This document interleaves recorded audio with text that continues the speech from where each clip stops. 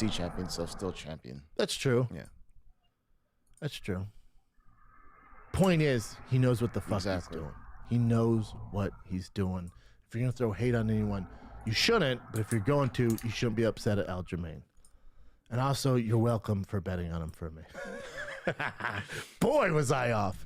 That was dicey, dude. That was fucking dicey. Listen, I make a lot of picks, and sometimes shit happens. You don't know how it's gonna get there. I didn't know he was gonna come out like a fucking cocaine Tasmanian devil and just throw caution to the wind and have no technique and get taken down and melt as the fight went on. I can't call that. Who could? That fight was close. That fight was fucking close. Rematch is interesting though, isn't it? Obviously, you have to do that. I saw Aljamain. Someone sent me a thing that Aljamain was saying he wants to fight Henry Cejudo. Stop. Now you're fueling the fire to the hate. You have got to fight Peter Yan. There's nothing else. And also, the UFC's never gonna do that. You know this, Aljamain. But when you do that, now everyone gets more upset because now you took a belt from a guy that was an illegal DQ, and now you don't want to rematch him. You're going to make matters much more difficult for yourself online. If you care about that, don't do that. If you don't, do whatever the fuck you want to do. But obviously do, because you're tweeting and trying to get the fight with Henry Cejudo. That ain't happening, Bubba. You're going to have to fight Peter Yan again, and it's a fucking nightmare. But to that point, I think there's a lot of stuff that Aljamain can do different to make this more of a competitive fight. You saw that when he was successful is when he closed the gap, had Peter Yan against the cage. I think now he knows that the only way to beat Peter Yan is by pressure, because when you're pressuring Peter Yan, he can't beat Peter Yan. He has to fight off his back foot, and he can't fire off. We know this now. You learn the hard way, you got knee to the face. But we learned that your original game plan ain't it. But what is it is the pressure is difficult for Peter Yan. So you got that. That's a good plus. And two, you got to make it a dogfight. You got to keep him close, get him against the cage. The chance of you finishing Peter Yan are slim to none. This is going to decision. You got to be in superior cardio shape. You also got to slow down. So there's some stuff that he can learn from that first fight that he technically won and do better. And even that is going to be difficult for 5 rounds against Peter Yan, because now Peter Yan knows what you're going to do. The cat's out of the bag. So he's going to make his changes, and Aljamain's going to make his changes, hopefully. Calms down, knows that he's probably not going to be able to take him down. He's probably not going to submit him. He's definitely not a better striker. So you have to use your cardio, your athleticism, and make it a dogfight. Good luck. It's a nightmare. It's a nightmare. But I think it's going to be a better fight, and there's definitely more... There's definitely, I think, going to be more eyeballs, more hype on this fight now. If I'm Peter Yan, I lean into this Russian thing. Like, yeah, dude, I saw him down. I fucking can't stand that guy. I need him in the face. What? We're going to fight next. Bring it, dude. That's how we fight in Russia, you fucking prick. Bring it. And Aljamain, oh, this dirty Russian. Like, you can do the whole American versus Russian thing. It'd be fantastic. Everyone loves that fucking Cold War shit. Do that. Do that. And then women's featherweight, Amanda Nunes. What can you say? What can we say? I think what's heartbreaking for Megan Anderson, this happens in every fighter's life, except for a chosen few, is you get to a certain point, say you get to fight for a title, which is amazing. Most fighters never get there. You're 0.001% of fighters that fight for a title. But then you get there and you realize that you will never be champion. And it's fucking heartbreaking. We've all been there. I've been there. Most of the fighters on this card have been there, and it's just, if you're a fighter's fighter and you sign up for the UFC, your #1 goal is to be world champion. That's really the only reason you're fighting, unless you're one of those, knuckleheads or, just slobber knocking, whatever. You know you're never gonna be champion. You figured that out a long time ago, but you're entertaining. You can win fight of the night, you get some bonuses, make some money, get concussed, and then drool out your dick down the road. But for a lot of fighters like Megan Anderson, who is a former world champion Invicta, that wasn't her plan. Her plan was to become world champion. And then you fight a girl like Amanda Nunes, and you realize there's no coach, there's no technique, there's no supplement. It doesn't matter what night it's on. It doesn't matter if you fought her 2 months from now, 6 years from now, 10 years from now, next week. You will never be good enough to beat Amanda Nunes. And it's fucking heartbreaking. It wasn't even a fight. I don't think she landed a punch. And it was alarming too, because right, Amanda's standing there, and she's kind of doing her thing, Amanda's standing there. I'm like, all right, Amanda gonna fire off, and then she hits her with that right hand that kind of glazed the back, and then you see Megan Anderson's eyes like, oh shit. It's like, yeah, that's the best we have to offer. Yep. And now she's gonna throw those things, and it's gonna hurt. She ended up submitting her. Had a triangle and an armbar, so she could finish it either way she wanted, and that was mercy. Her submitting her was mercy from Amanda Nunes. That could have got way worse. You know, that's how good Amanda Nunes is. Megan Anderson trained for 12 weeks, solely focused on not getting hit with the right hand. 30 seconds that you clip with the right hand. That's how fucking good Amanda Nunes is. She's a monster. She has that mama power now, the cutest baby in the world, in the cage. So what do you do with Amanda Nunes? Featherweight, there's not even rankings. It's just like, again, I always make this reference, like Jurassic Park, when they're watching, they were like, where's the T-Rex at? And then that goat comes out of the ground in a cage, and they release the goat. Amanda Nunes is a T-Rex trapped in that cage, and they keep feeding these 145-pound goats, and she's just demolishing them, and it's scary. There's no one. There's some other people in other organizations, Kyler Harrison, who I'd love to see. She would still probably be a plus 600. All right, it's better than plus 1,200 where the fucking Megan Anderson was. And then there's a lot of talk of Clarissa Shields.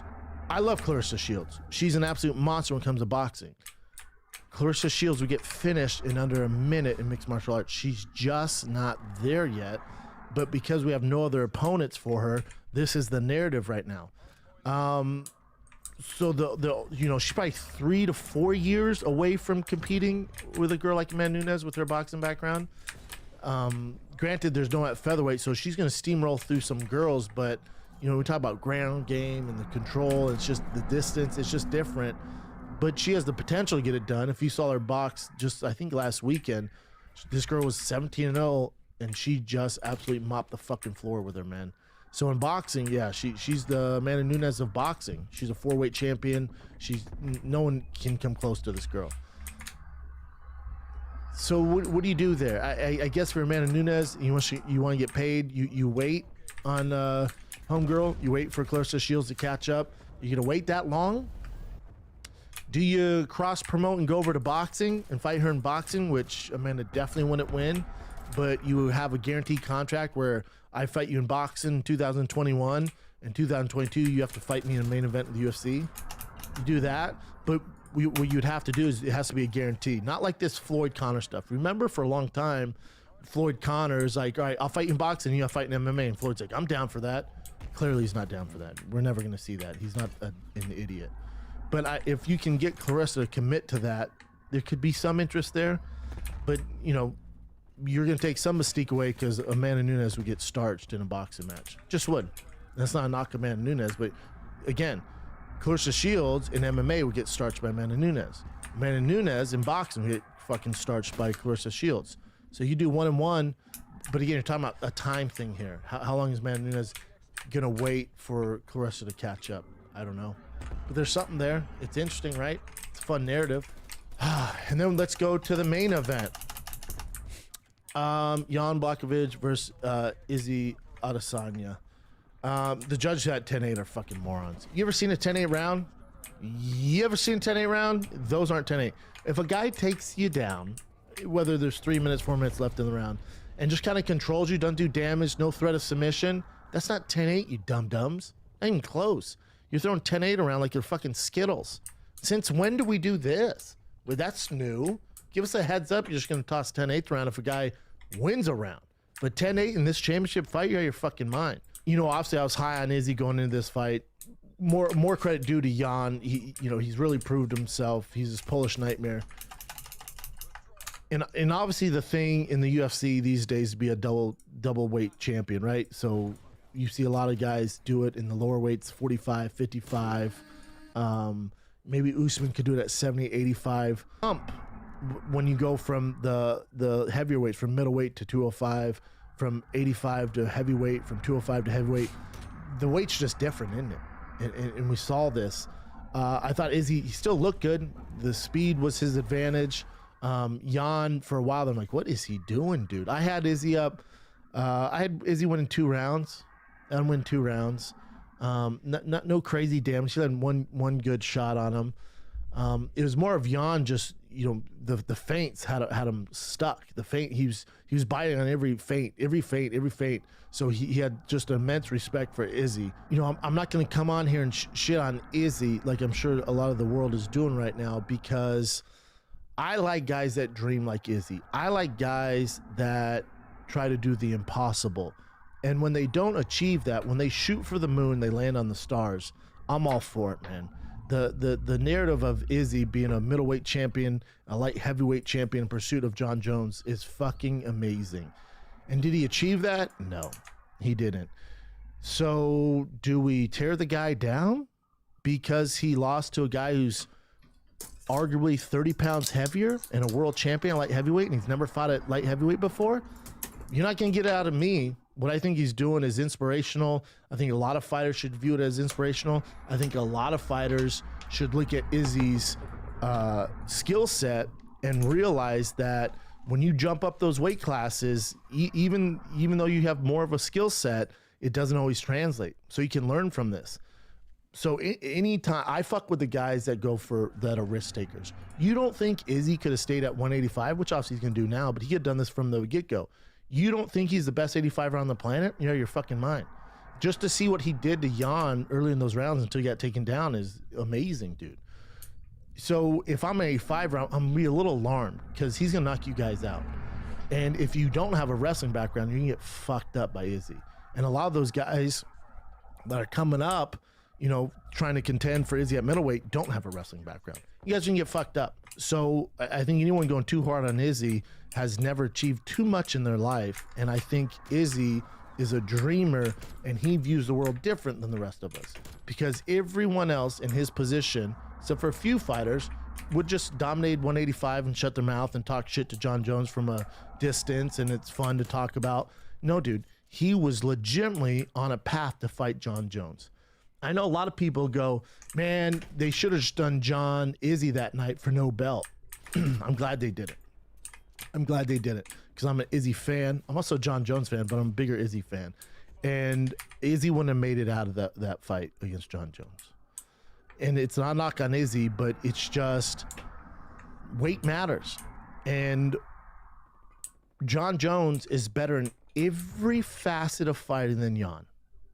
When it comes to wrestling, that's his pedigree, Bubba. So, John wouldn't have felt Izzy out in those first 3 rounds. He would have taken down the first round, and the chance of Izzy getting out of that round was not good. Taking down the second, third, fourth, fifth, it would have been ugly. And I'm glad Izzy didn't sustain any damage.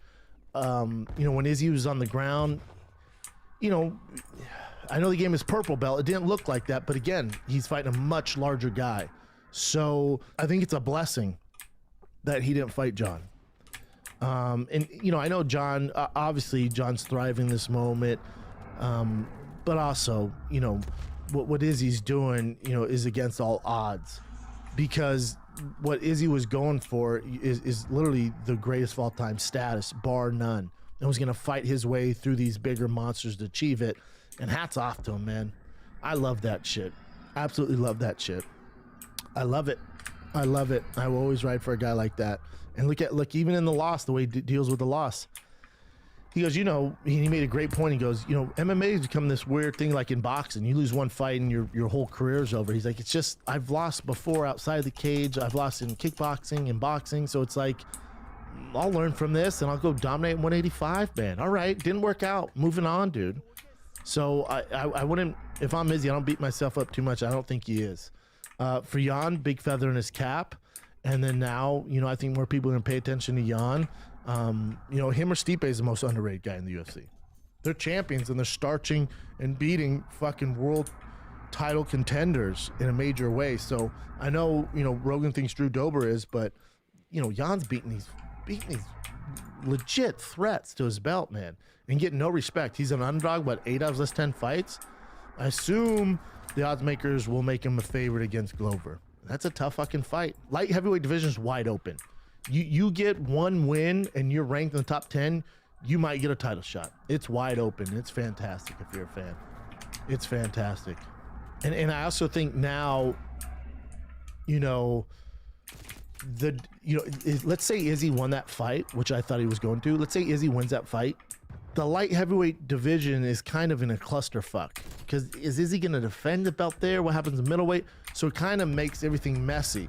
Now it's going to sell more pay-per-views, and for the casuals, you love that, and it sells tickets and all this shit, and it makes ESPN, and it gets all the hoopla and gives me something to talk about every Monday. But if you're a purist, it went down the way it should go down. Now justice is served. So now the divisions can move on. 85, Izzy's just going to wait, you know, for Till, Marvin, Vettori, who, if you remember, Vettori went to split decision years ago with Izzy. So I could see that happening again. You know, I know they talk about Whitaker, Paulo Costa. I've seen that. I love Whitaker if he were to win that. There's some argument there, but we've seen that. I think the next title shot should come from Till Marvin winner. I really do.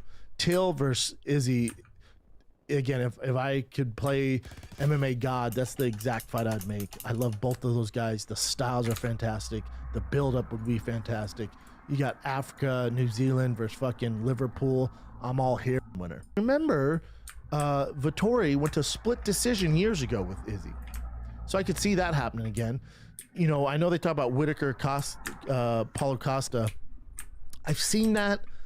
I love Whitaker if he were to win that. There's some argument there, but we've seen that. I think the next title shot should come from Till Marvin winner. I really do. Till versus Izzy. Again, if I could play MMA God, that's the exact fight I'd make. I love both of those guys. The styles are fantastic. The build-up would be fantastic. You got Africa, New Zealand versus fucking Liverpool. I'm all here for it. That's the fight. But, you know, him to beat Marvin is a tough fucking fight, man. A really tough fight to beat him. So we'll see what happens, man. But order is restored. So light heavyweight can breathe, and middleweight can breathe, and order's restored, and we don't have to go down these weird super fight roads anymore. John Jones can focus on heavyweight because there's a big task at hand there. He's fighting the winner at the end of March against Stipe and Francis, and back to business. No more, you know, these sidetracks and the shit show bit of this weird, you know, super fight world. Order is restored. And in a world of super fights with the Paul brothers and Ben Askren, who's actually on Food Truck tomorrow, and, you know, the Dylan Dennises of the world, it's fun, but it's limited. And the UFC is better when it's a real league and order's restored, and that's what happened. And I think some of you are relieved. And I get it. So overall, it might not have been the card that you hoped for. The prelims lived up to everything. You know, Dominic Cruz right there. I didn't have that split decision. These fucking judges, dude. I don't know what we're gonna do.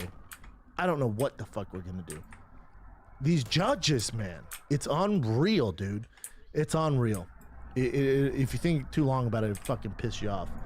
What can you do? Joey Benavidez, he has to look himself in the mirror, figure out what he wants to do. You know, he wasn't even close in that fight to winning, you know. So is he gonna, I don't know if he's ever gonna get back to those title shot aspirations ever again. So, you know, I don't know what he wants to do. He has a lot that he wants to do outside the octagon. It's there, smart kid, great fashion, huge movie guy. There's a lot of stuff he can do there. Kara France, a lot of hype coming up on him. He looked fantastic. He's also a New Zealand product.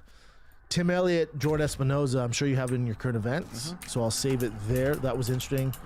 Tim Elliott beat the fuck out of him and had some different motivation, which I wasn't aware of, which we'll get to.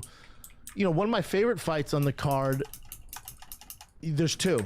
My two favorite fights on the card were Sean Brady, Jake Matthews. If you're not on the Sean Brady train, it's fucking moving, man, and you're running behind it, and it's slow enough now where you can still jump on, but you got to get on because he's a fucking monster. He's gonna be ranked in the top 15. He should be ranked. If he's not, it's a fucking travesty. He should be ranked. Jake Matthews is a motherfucking monster and should also be ranked and has beat some solid opponents, and Sean Brady looked fucking good, man. fucking good. Shout out to fucking Irish Pride. What a tattoo, by the way. So I just think that train's leaving. So jump on that Sean Brady fucking train, because it's slow enough right now where you can still jump on, because it's gonna after this next fight, that train leaves the station. So get on there. So my MVPs are Sean Brady and Kennedy Nakaziwu. That's a tough one. It's a fucking tough one. We'll call him Kennedy. Yep. His nickname's pretty fantastic. African Savage. Yes, we'll call him the African Savage. Yeah, that's easy.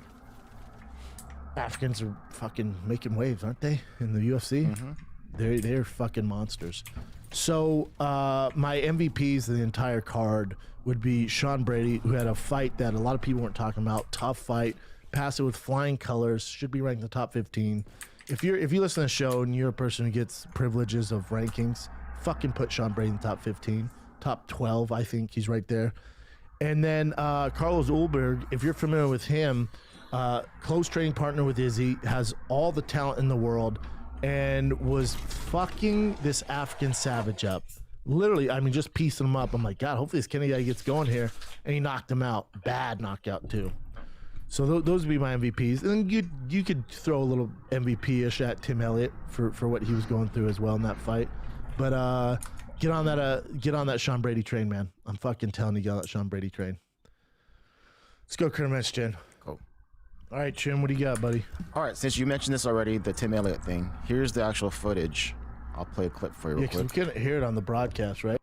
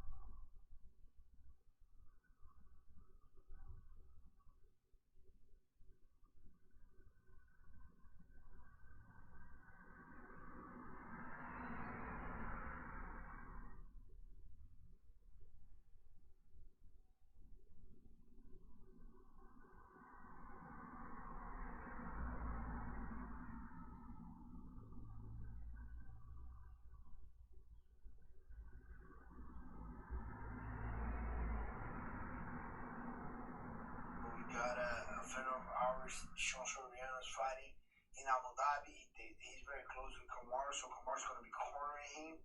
And he came to the gym. I believe he's in South Florida because, you know, he got his daughter living right here, Samira Uzma. For sure he's spending time with her, you know, and then he just came to the gym. And it was good. Respect is still alive. We shook each other hands. We you know, exchanged a couple words. But we all good right now, but still believe we're going to see each other again soon in the afternoon.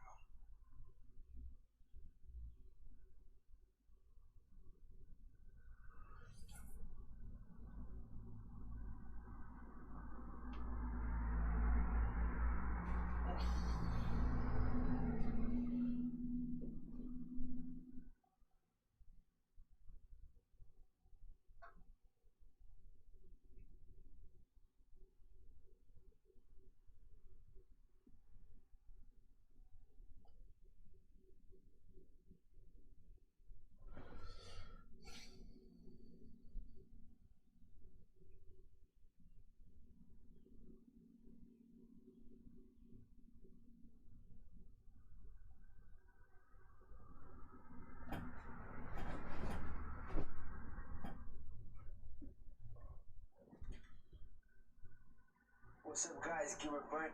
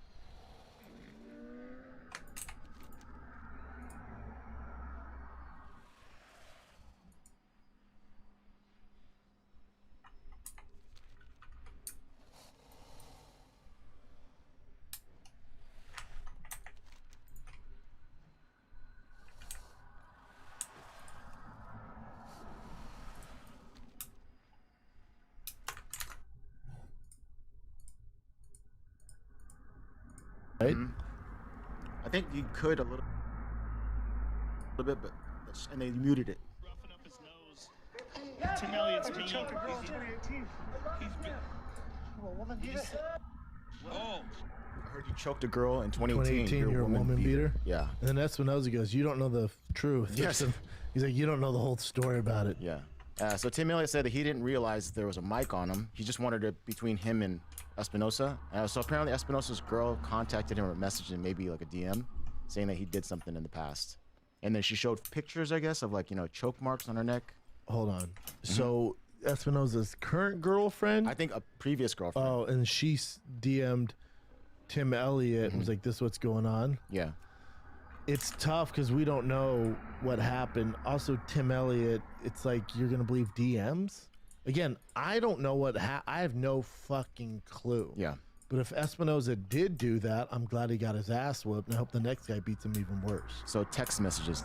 He says he was message text and photos between Espinoza and a woman. There were photos of a woman with choke marks around her neck. He added, "It's not something I wanted the whole world to hear. That was supposed to be between him and I. I didn't know the mic was going to pick it up." Yeah, is there any charges pressed? Was there anything, any charges filed?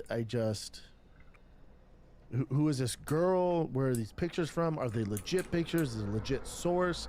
I get a lot of questions. But good on Tim Elliott for finding that out, believing it, and beating the shit out of him. Because if it's true, I hope he gets his ass whooped. If it's even true, worse yeah. next one. But again, we don't know. No idea. I will not be the jury on this show for it. I need more facts, Exactly. evidence. All right, so I know you said it's not relevant as far as the grounded opponent stuff, but do you believe this is Demetrius Johnson, Mighty Mouse, talking about? He thinks that you should actually be able to knee someone on the ground. Well, that's because he fights and won championship, and they allow that. So of course he's all for it. But when you look at it, when you do flying knees, they're terrible too, right? But the grounded opponent thing is there's always tricky game playing, and it's also like It's a gray they don't know- area, but they don't know again, the rules. those are the rules. Yeah, that is the rules. But would you want to see it potentially taken away so they could actually ground a knee a grounded opponent? I saw comparisons too, like different pictures of someone doing a flying knee versus a grounded knee. If you know the grounded knee is going to come, it does seem like it will help the stalling out quite a bit. I guess. Here's my thing with this. Those aren't the rules. I know. So, like, look at the first comment. I agree. Same rules. MMA has won championship. Sterling deserves an Oscar. Oh, my God. Be more original. An Oscar for the fake Binking. Couldn't even sit up. LOLs. And how many fights does this Paul_Jewett have? How many? Is he undefeated? No idea. How many times has he been knee to the face by Peter Yan? Is it 0? Oh, cool. Keep going, man. But stood fine and being stopped being fake while the decision went his way, and the belt. That'd be a lot better. Yeah, it's but- gray. But again, this is all in hindsight. Yeah. Oh, you do want it? Hey, man, what And guns people you say, using? no, he's faking it. Oh, yeah? How many times have you been hit in the face? With 0? You How's your you day don't been? get a vote. It's been pretty shit. Okay, Alright, so sorry to hear this that. is Hey, from hey, man, let's get this done, Justin alright? Gaethje. I would honestly mean a lot. I guess yeah. a lot of people agree that the What's going on, man? commentary Why you was having a pretty bad day? biased towards Adesanya. Like his strikes were landing beautifully, all this stuff like that. They're more on So sorry to hear Adesanya's that. side. Hey, That's hey, man, what let's get I'm a job. hearing. Let's but- get this Did done, you alright? watch it? For your I watched grandpa. it, but I was in a place where we had a bunch of couldn't people. hear Yeah. It's a lot. So, Hey, man, what guns you told using? you. R9 was I know this is kind of fire. tough. Justin word. Gaethje tweeted, told you so Hey, as man, just did promise me one every thing before we get judge. this win. What's The that? told Say you. hi to your grand for me. Told you. English is Bro. not his suit. Told you so as did every judge. The commentary was unbelievably biased tonight. Well, then your coach was biased. Trevor Whitman also was saying how well Izzy was doing. I didn't find that fight over biased at all. So Okay. I told you so did is every judge. I'm trying to figure this out. I told you so as did every judge. Oh, because the judge had it 10-8? Yeah. But you realize the judge had it 10-8 because of the takedowns, right, Justin? And still, that's too much for takedowns, right? The judge towards Yan. So that actually defeats his argument. No, so he's saying he told you, and so did the judges told you, but the commentary team didn't tell you that. Oh, he's saying even the judges were Yeah. seeing it as a dominant victory for Yan. Yeah. I disagree with that. There's no 10-8 rounds. But what does John Anik, Joe Rogan, Daniel Cormier, me, and a lot of other people know? What do we know?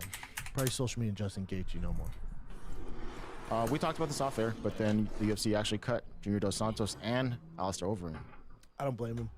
Older cats, you know, Alistair looked fucking terrible in his last fight. There's obviously not much left in the tank for either guy. You know, we've never seen JDS turn his back to a punch. We saw that in that last fight. They're expensive. They've had great runs. 2 legends. They'll be in the UFC Hall of Fame. But, you know, if it's a business, I would have cut them too. Already, and probably their pay is probably like Their pay is crazy high. insane, and Yeah. the UFC's looking at cuts, and all right, we can't keep paying these guys. And the division has to move on, so I get it. All right, this was another kooky thing that happened during UFC 259. Dominic Cruz called out Hans Molenkamp of Monster, and he was saying this. Oh, let me play it for you, actually, just a little bit. You know, it's been a long, awesome, and amazing journey up to this point. I would love to get a charity fight lined up.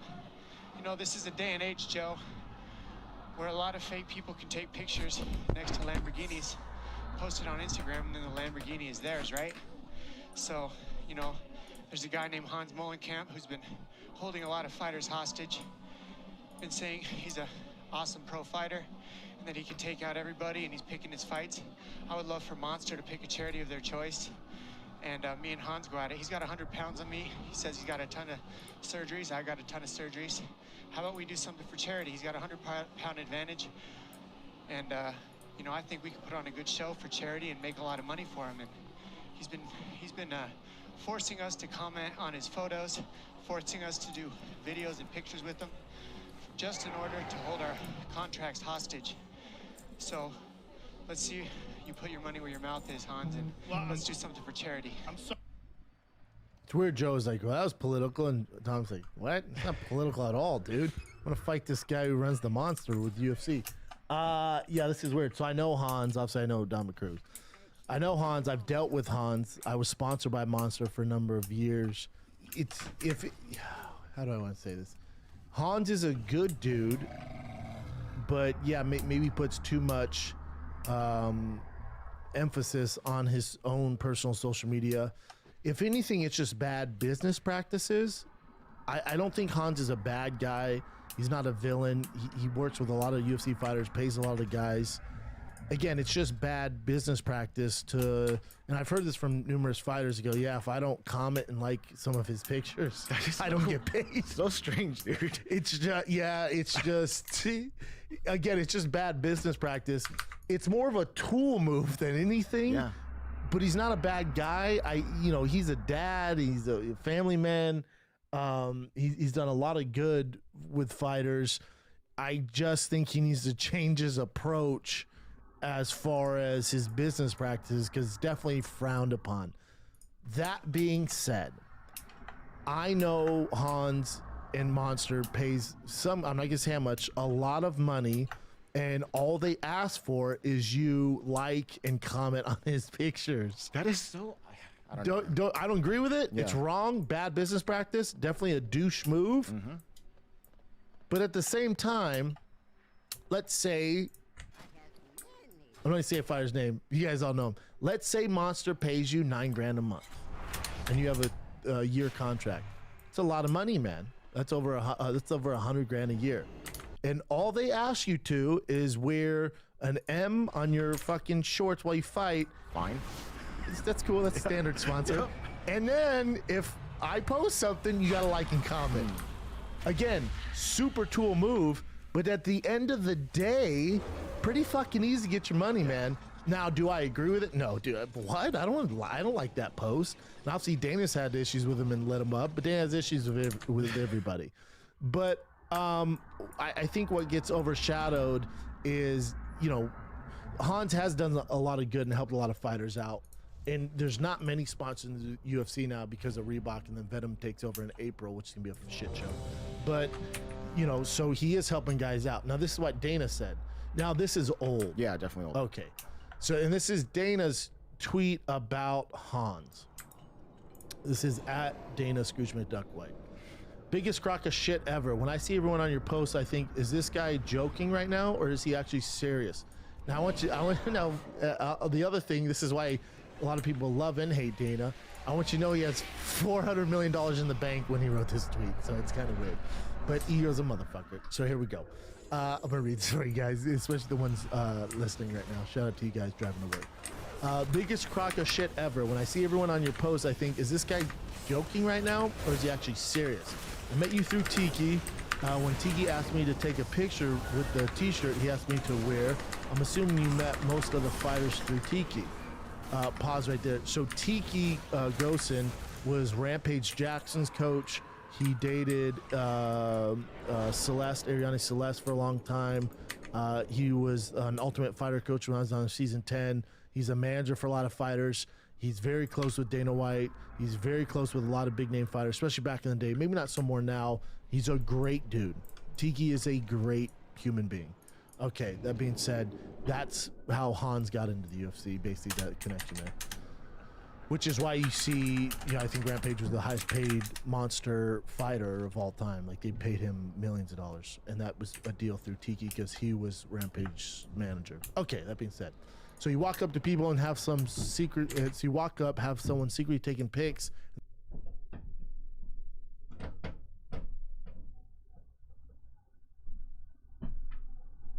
Then post pics like you are in some meeting and post corny shit like soaring with the Eagles. I think you fucking, we're in a soap opera, but I love it. I usually just laugh and say, is he fucking serious right now? I don't know exactly what you do for Monster Energy, but it seems like you decide which fighter gets a sponsorship, he does, and which one doesn't. So I'm sure that's why they let you post the crazy shit like you attempting to spar with them and other goofy shit. I didn't become best friends with Rob through you, and you are far from being the guy who influences the influencers. Stop blowing smoke up everyone's ass. And then this is where I think Dana's damn near 50. Put hashtag real talk. Don't do that though, Dan. Don't put hashtag real talk, dude. If you're over 45, you can't put hashtag real talk. You can't, dude. But obviously Dana has his issues with him. Yeah, so all I can do is speak for myself and my experience with Hans, and he was easy. And if you're gonna pay these guys a high salary and your one demand is to like and post on his comments, again, bad business practice. I don't agree with it, but it's easy fucking money, man. So cry me a river, just fucking like the guy's pics. It's again, and with all this being said, this just shows you how infant the mixed martial arts world is when it comes to business practices, because in the NFL or NBA, these sponsors aren't going to have direct access to the athletes. So Nike doesn't go to LeBron and be like, hey man, you need to post and like this comment. No. You go through his manager, who then goes, you want LeBron to do what? Get the fuck out of here. Like and post on your picture of you play basketball with him. No, he's not going to do that. The R9 like with fire breath rounds. Hey man, just promise me one thing before we get this win. What's that? Just say hi to your gramps for me. Bro, are you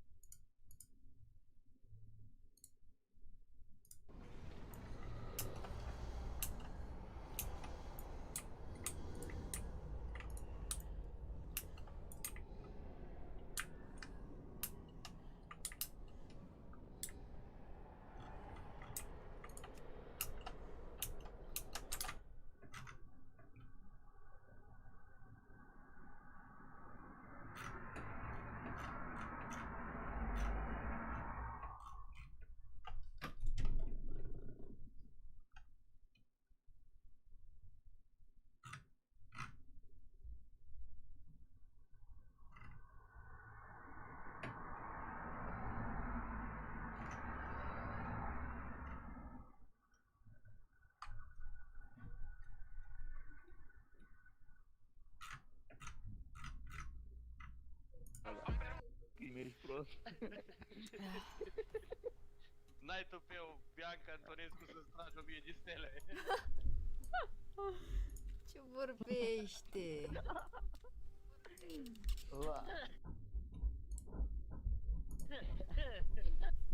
Iai, Doamne.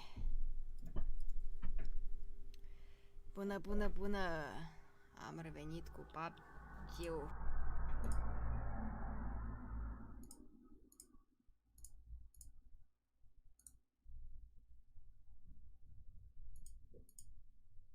Asta a fost cel mai penal.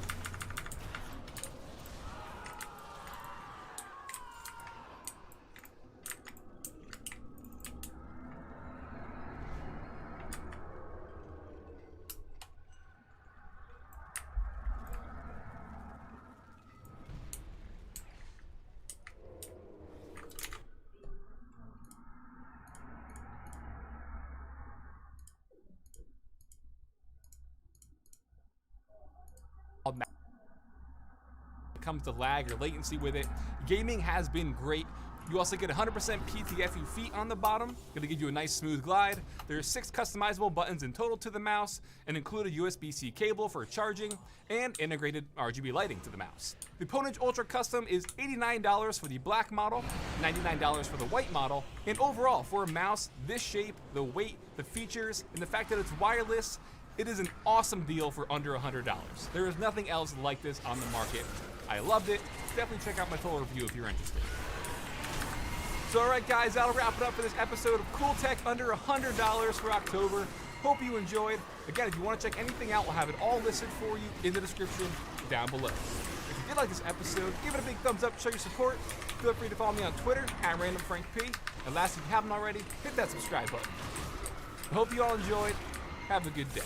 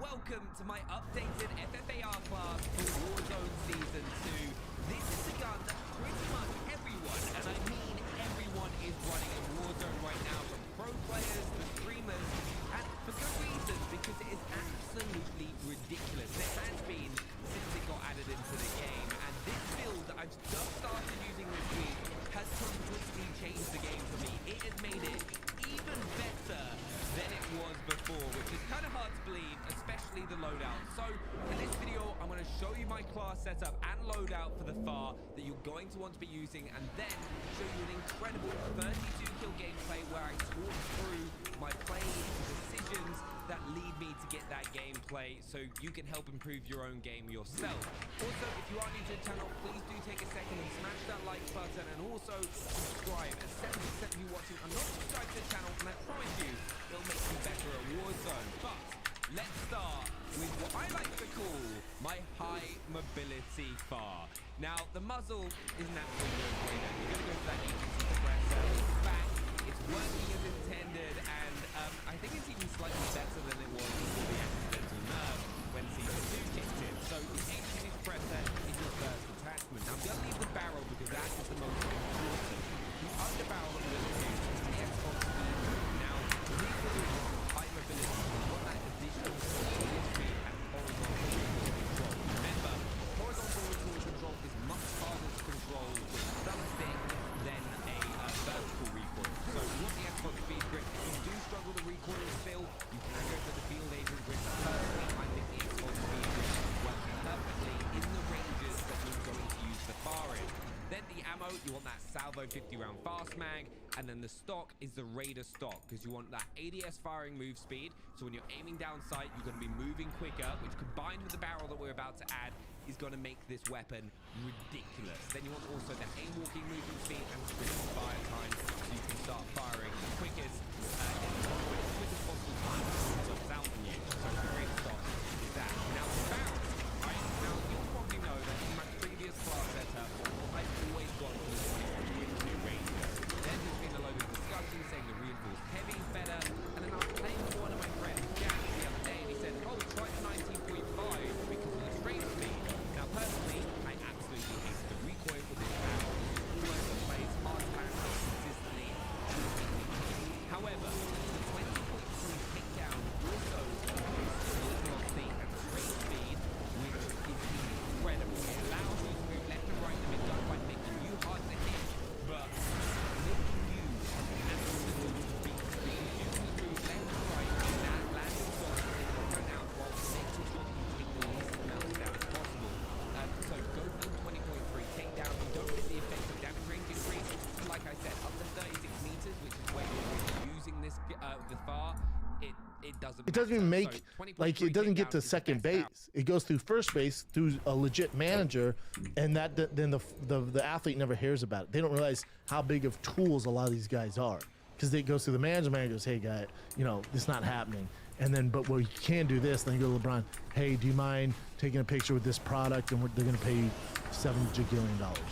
So it just shows you how the business practices in mixed martial arts is so infinite. And it also shows you where mixed martial arts is at, where these fighters are willing to do this because they're so underpaid. They have to do this to make ends meet, because they're not asking Connor to do this.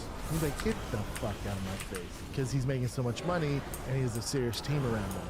So, you know, I think maybe this would be a wake-up call for managers getting their shit together, because if you're listening to the show and you're a manager and you have a roster of fighters and Hans has direct access to your fighter, you're fucking up. Why am I paying you 10%? Why would I in the world give you 10% of my Monster Energy contract when I'm dealing with Hans? You did nothing. And now, not only do you do nothing, but I have to deal with these shenanigans. I have to like, comment on his fucking post, when you should have nipped this in the ass from the get-go. But because you didn't do your job, now in order for me to get paid from this sponsor, I have to do this shit, and he has direct access to me. There should never be direct access. So it just shows you the infancy stages that mixed martial artists are in. Because any other sport across the board, this doesn't get past first base. But this is how he operates. I talked to Luke Thomas yesterday, just trying to. I'm like, dude, I know Hans. He's a pretty nice dude. Like, what's going on? And he's like, I've talked to a number of fighters, and no one says anything nice. So again, what's this? We should be careful about assuming the truth of Don Baku's accusations about Molenkamp. I definitely would like to learn more. And then Cub, who was Monster Forever, goes, I think it's totally safe to assume. And Luke put emoji eyes, a little old for emoji eyes, but whatever. And then Tom put Daniel's opinion on. Yeah, on the guy. old opinion. Yeah, but Daniel's opinion is like on Monday. It's different than Tuesday, right? Yeah. Like, he's very emotional, so we got to take Daniel's opinions out of it, right? Because he's done some tool shit too. And he also probably does some stuff too, very similar to Hans, where you got to do certain stuff to play ball. Daniel did also say like he was kind of like, why is Cruz upset and putting out there for everyone to hear? It's just like you're paying. These guys are just paying you money, so you should be able to just be happy. It's an easy gig. It's a very douchey thing to do, but it's an easy gig. Yeah. It's interesting though. Very interesting. Oh, and Ali Abdelaziz also commented on it too. Monster of Monster. Today, Don Cruz shining a light on very sad situation in MMA. The Monster sponsorship guy is like a modern-day slave master, making Hall of Famers, UFC champions. Some people I really respect kiss his ass. He tried to get some of my champions to play his game, but they will not do it. Ali's a real manager. He is. You can have your opinions on him, but he's a legit manager in the space. So for that reason, he never gave them sponsor. He tried to have other managers to steal Henry Cejudo from me, offer Monster Field to leave me, but we already got. I body bagged them, and we already know what kind of guy Henry really is, loyal as they come. Also, we've had a situation with Cody Garbrandt, come on, Usman, and they refuse to sell their soul like Henry did. Monster is a great brand, has great for the sport, but this individual deserves an ass with it. Yeah, so here's the problem if you're Hans. I don't know, Monster's making this poison in bottles or, their energy drink, and they're in extreme sports. This is such a side gig for them. They're probably like, yeah, we'll sponsor you.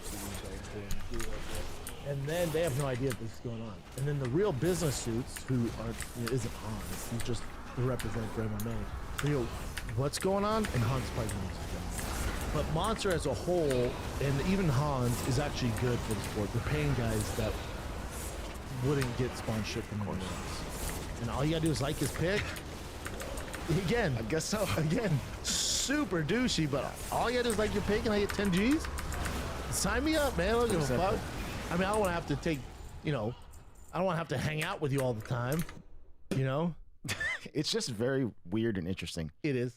All right, Dan Hardy. This sucks. Apparently, he's fired by the UFC and BT Sport. And the only details I heard was like he had some sort of issue with some female employee at the UFC at Fight Island. Like a disagreement. Something like that. It was not Laura. No, I don't. Is it? It didn't even say who it was. Megan O'Leary? Who knows? This is from Dave Meltzer, but this is his response. He goes, "There's nothing more insulting than to have your integrity questioned by someone that has with questionable integrity." I wonder who that is. I don't know. Other misleading headline there, BJPen.com. You think that's what they do? They fall off. Not entirely accurate either. No longer working directly with UFC.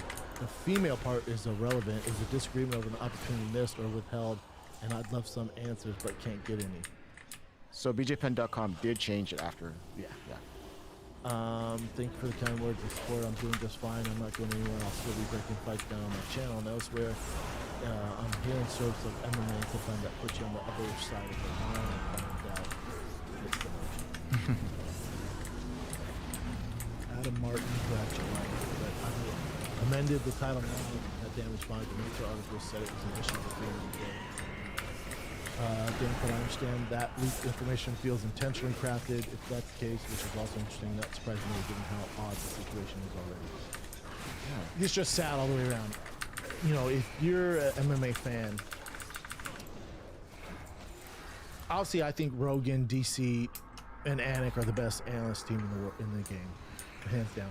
But outside, even take out analyst work, as far as like breaking down fights, pre-fight, post-fight, lead up to the fight, Dan Hardy is the best we have to offer. Again, if aliens came down and said, hey, what should we watch? I would send towards BT Sport with the UFC. I forget the other two gentlemen's name, two Brits, and Dan Hardy, who's also a Brit. So it's the three of them, and it's my favorite show. They do a great job breaking down. They're so professional, but they also have fun. They have great chemistry. And so when I heard this, It's just a fucking shame, man. It's a shame that the UFC would just not give Dan Hardy the benefit of the doubt and to kick him out. Yeah, it's John Gooden. John Gooden, and I forget the other guy who I love too. But they have great chemistry, man. It's not John Gooden. It's another guy, dude. Go to BTS, BT Sport UFC. And now they have John Kavanaugh, who's great too, but he's no Dan Hardy. Obviously has the experience. He's been in there. So if you scroll up, scroll down. Sorry. Cookies, BT. Yeah, sure. You see the open mat thing? See those two guys? You see the open mat? No. Go up. It's the first video. See where the 3 videos are at? Yeah. That one. Yeah, that's. See the top one and the last one? Yeah. And then John's replaced Dan Hardy. And I love John. I'm not mad at it. But I know fans are mad at it because, listen, we're talking to a guy who knows a thing or two when you got to switch personalities out. It's a fucking night. People hate change. Trust me, I know it better than anybody. If they fucking know. And it's just to get that chemistry back is impossible. I'm telling you guys, man, the show, Dan Hardy's joined by Adam and Nick. Yep.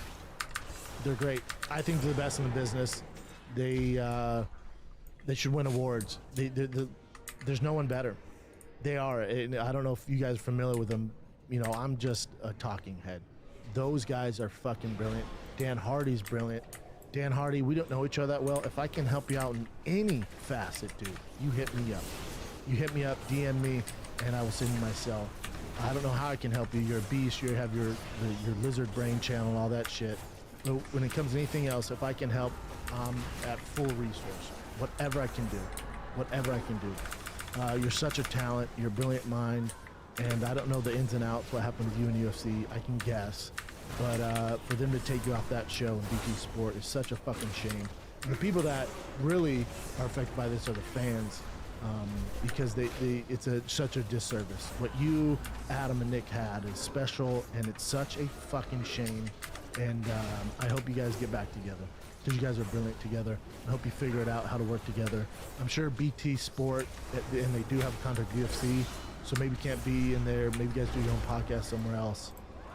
Again, if I can help, I know a thing or two about podcasting in this game, and at full resource, however I can help get you on your feet, man. So shout out to those guys. And again, that's still a good show with Adam, Nick, and John Kavanaugh, who I love John too. Yeah. But anytime you replace someone that people loved with a new guy, it doesn't matter who it is. Think of that show that Charlie Sheen was on. Remember when he dipped out? Oh, yeah, and the Ashton Kutcher came in. Ashton Kutcher's great. Yeah. I love Ashton Kutcher. But it's not Charlie Sheen, dude. So we're never going to give him his due. We're just not. We like what we like. We like what we can depend on. And again, trust me, I know, dude. It's a fucking nightmare. But again, Hardy, if I can help you, hit me up, brother. I'm here, man. Oh yeah. What else you got? Ben Askren and Jake Paul. It's announced the stadium. It's Mercedes-Benz Stadium in Atlanta, and the price point is $49.99. And Atlanta's open, and they think they're gonna sell out Atlanta? 2 white boys? Did you guys want to run this by your boy here? Hold on. Hey, Ben and Jake, I know they're open, but 2 white boys in Atlanta? You think you're going to sell that out? No, it's Floyd and Logan. That's probably going to sell out. 2 white boys going at it in Atlanta? In Atlanta. Okay. All right, I know they're open. Texas kind of open. Kind of. Yeah, I get Ben Askren on Food Truck Diary this week. It's going to be a fun one. I'm looking forward to it. He's actually out here working with Freddie Roach, so we linked up. And, yeah. So I'm excited to have him on. Absolutely love Ben. I've been a fan of Ben when he was fighting for the championship. Joe Rogan, I think, and I think Joe will tell you the same thing, had something to do with him getting to UFC, wink, wink. And I vouch for the guy, and he's such a talent, and I'm excited for this fight. And I can't believe that people are doing this. But again, Mercedes-Benz Arena, Atlanta? Oh, you guys didn't sell that out? I love it, though. I fucking love it. $49.99. I'll pay for that. April 17th. Good price. All right. Your boy Cody Garbrandt, he made the news I guess he's saying that his kid wasn't wearing a mask. His 2-year-old son wasn't wearing a mask, so they got kicked off of Southwest Airlines. And he took video. Yeah. He took video of the pilots not wearing a mask, and it's the same fucking air.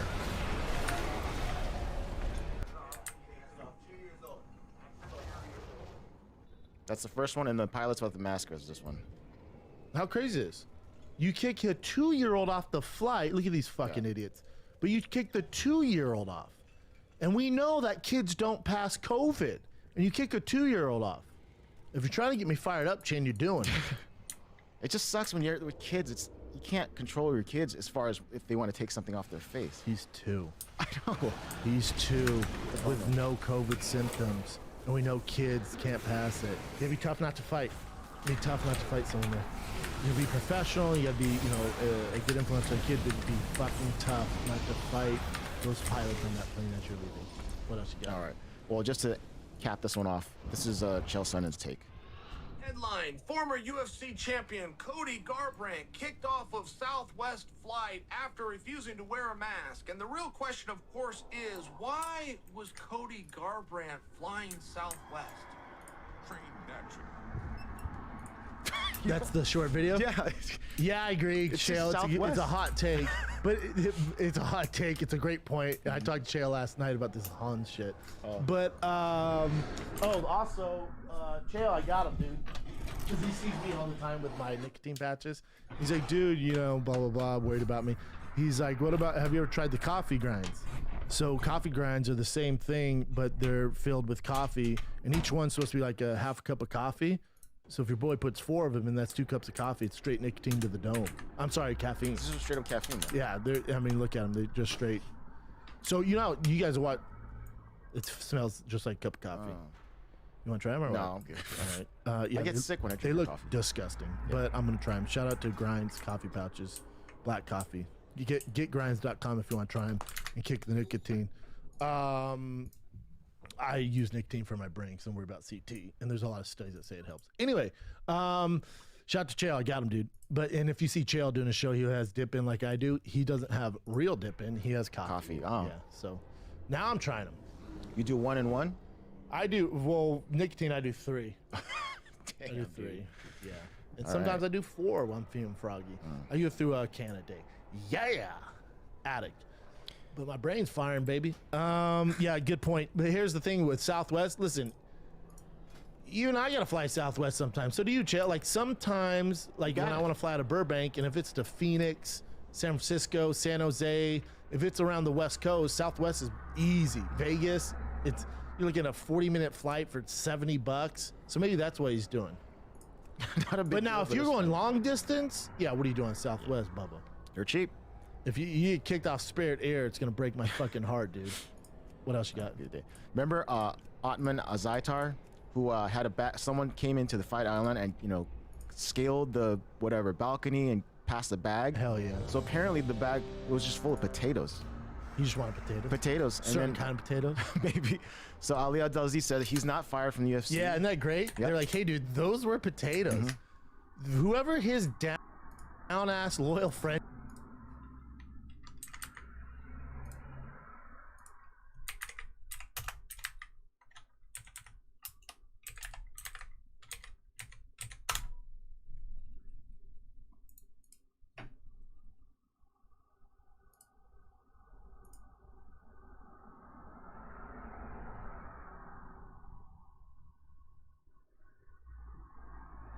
All right, let's get this show started.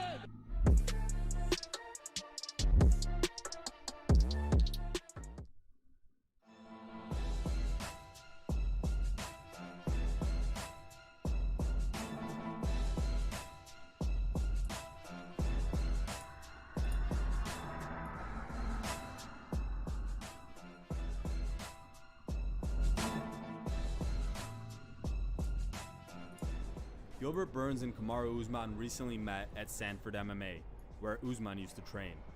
Burns and Usman were teammates and good friends before the recent welterweight title clash at UFC 258 in February.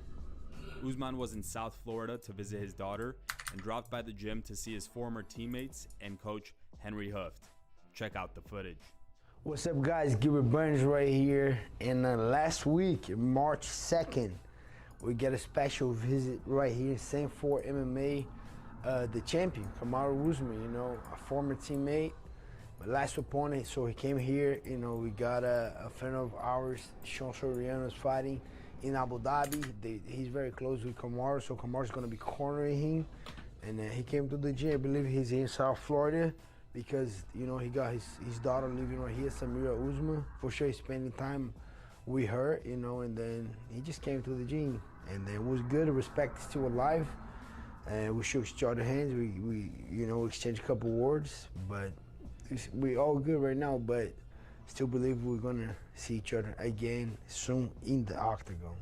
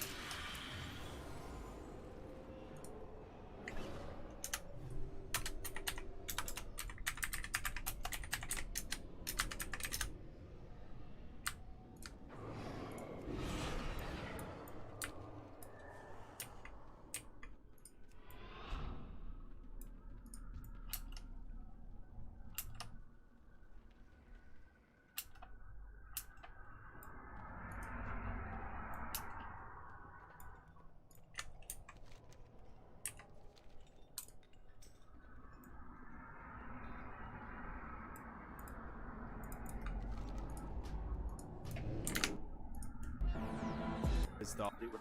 Check out what he said in Aljamain Sterling versus Peter Yan bantamweight title fight, which ended by disqualification.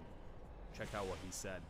So I think that's part of the problem of what happened, is that if he was decisively winning and that happened, I don't think anybody would have a problem. But he was starting to lose, and looks like his body language was awful, and I think that's why people got upset. Because I honestly, Jimmy, I don't know what they're upset about. The guy got his head kneed off his shoulders. It was like execution style. I don't understand. I wouldn't let the guy continue. I don't care if he could have or not. I mean, you're already compromised. Now you want to take that shot? And I don't know. So I think people should be asking Jan, what the would possess you to do that? I don't even care if your corner told you to do it. You're a champion. You have fights in UFC. You know the goddamn rules. It was pretty clear. Mark Spitzer is a down fighter. Maybe he doesn't understand English. But at the end of the day, it's like punching a guy in the balls on purpose. I mean, you know not to do it.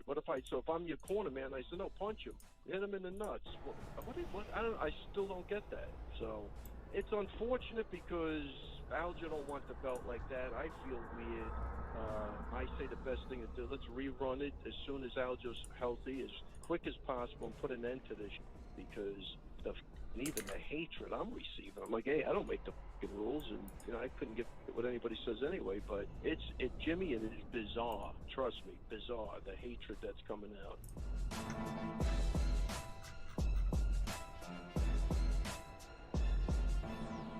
According to a report from Dave Meltzer, a longtime color commentator and fight analyst, Dan Hardy was fired by both the UFC and BT Sport over an issue in Abu Dhabi where he got into an argument with a female employee.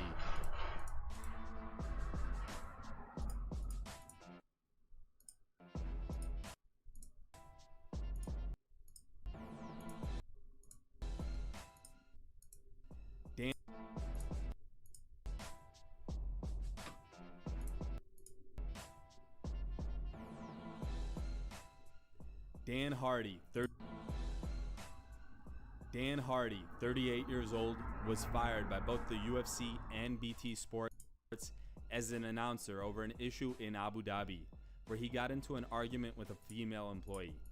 He then issued a challenge to Nick Diaz. I don't expect anything to come of it. Hardy does have a fighter's contract that still exists with the UFC, but he's not medically cleared due to being diagnosed with a heart ailment called Wolff-Parkinson-White syndrome, which can be corrected with surgery, but he hasn't wanted to get surgery. MVP in WWE was diagnosed.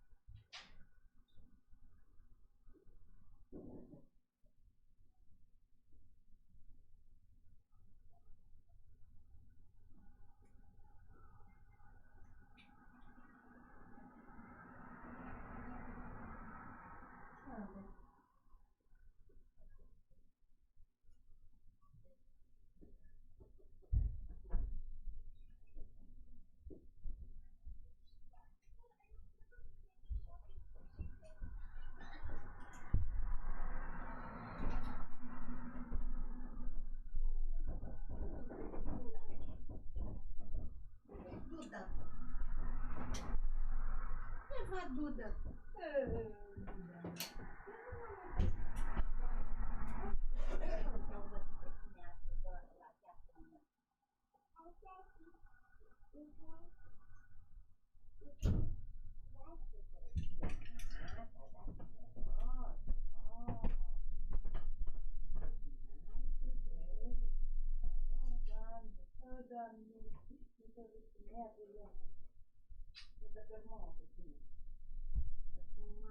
Mai era cineva așa mai frumos ca tine? Nu? Tu erai cea mai frumoasă, nu? Oh, da. Oh, da. Îți auzi? Acum? Nu mi s-a părut că vine cu oricum e frig în sală. Nu m-a venit tot. Mă tăi. Da cum am fost. Cred că m-am fost niște mâini. Niște mâini de care.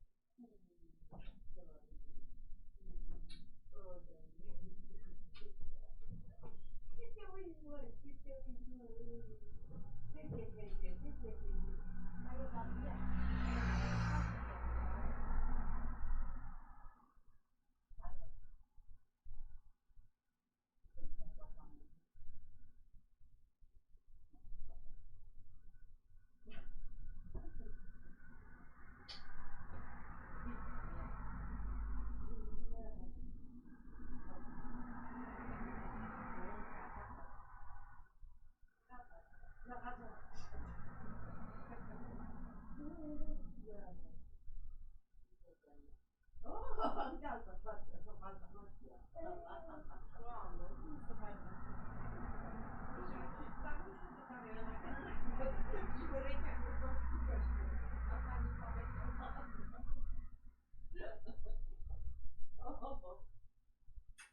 Dacă mă duc să nu că mi-e spune bine că dacă am încercat mașinile mai sărite, mai dau pe sărite, că nu mă interesează discuțiile la toți.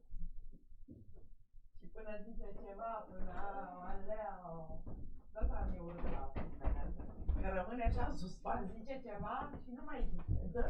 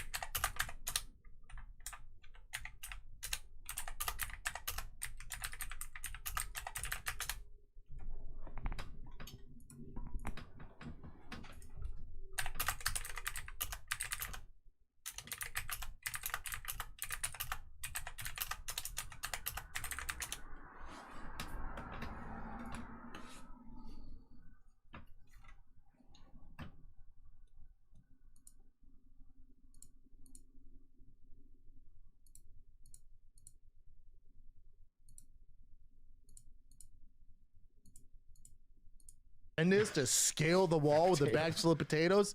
I need friends like that. Hashtag friend goals. Ali said he didn't lose his job. At the end of the day, it was almost like an investigation. Dana looked over it. He's a great kid. Everybody loves him. All the UFC staff loves him. Some people got involved. Dana was involved. Listen, when you have Dana White himself handling certain situations, serious situation, at the end of the day, if they find out whatever they think he did or didn't do, he's a good enough person to get a second shot. He got a second shot at it, and he's looking to get a fight now. Hell yeah. Yeah, so he's not cut. Thank God. But again, that friend, I should put you on Food Truck Diaries.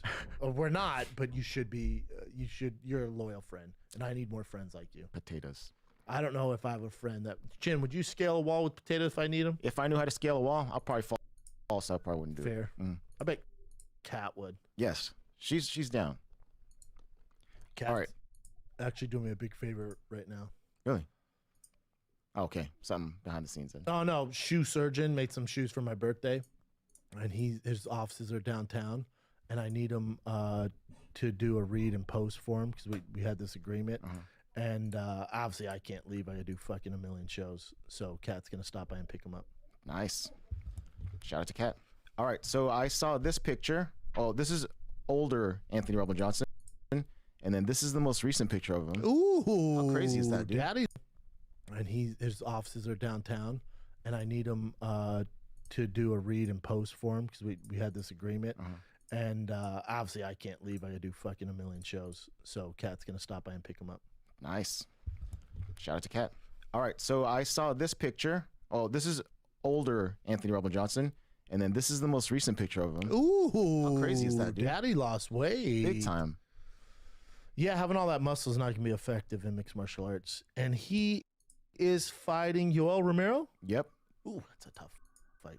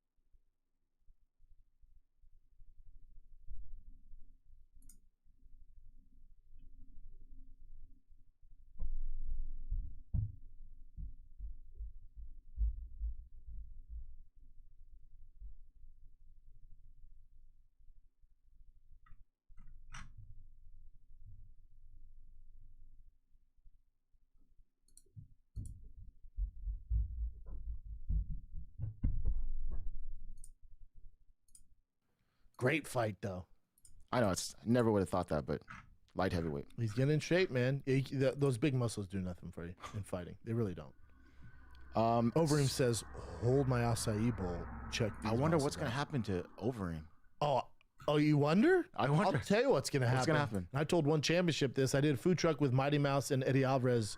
I think drops this week, this Thursday. And I told them One Championship should sign Alistair Overeem, obviously drug testing, whatever that is for them, and let him become Uberine again. And kick people soccer style in the face and fully redeem himself. How fun would that be? Dude, if he came back to Uberine, he was such a freaking, oh my gosh. I was fighting at the time, and I was like, oh, hopefully I don't have to fight that guy. All right. PFL announced Rory McDonald's debut, so it's going to be April 29th, and he's fighting an ex. Doesn't it feel like he signed with him 7 years ago? Yeah, it felt like it's been a while. I forgot he's not with the Bellator. So he's fighting David Machad, UFC vet, and then you can also recognize some other people here too. Tom Lawler, he's back. Chris Camozzi. I came up with Chris, trained with Chris. Oh. Yep, trained with Chris, and he's a Denver guy. Love Chris Camozzi. Shout out to Chris Camozzi. Tom Lawler, I'm also a big fan of. Yep. This is a fun card. Cesar Vieira's on there. Gleason Tabo. Yeah, it's a fun card. Today we're going to take a look at what is undoubtedly the most interesting looking RTX 3080 that we've seen yet this launch. This is from iGame, aka Colorful. This is their advanced version. It has a turbo button. The open layout provides plenty of space for your favorite cooling. You know, it's kind of, we were kind of like, what would this fit in terms of aesthetics? And I was like, what if we ever did like another space-themed build, or like, not necessarily Destiny, but let's just say maybe like Valkyrie, or what's that other space game that's been in beta for like 92 years? Oh, Star Citizen? Yeah, Star Citizen, something like that. This has a very nice spaceshipy look to it.